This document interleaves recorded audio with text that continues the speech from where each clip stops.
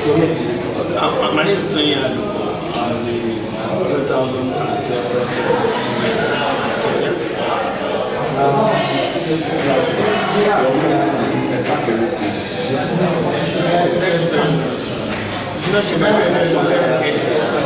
I've been in partnership with Pan-African University, that's Lagos Business School,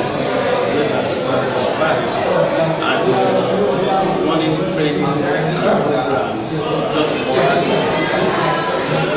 active citizens.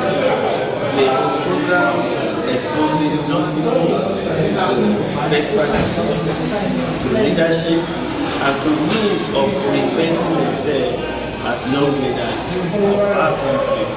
There are a lot of testimonies about people who have attended the program that it has impacted positively in their life, in their work ethic, in their conduct, and at large it has also made them to be a better person. I want to use this word to become an active citizen in the country.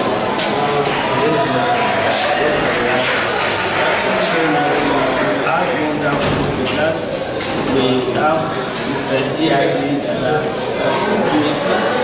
then we have Okoyemi Agbaje,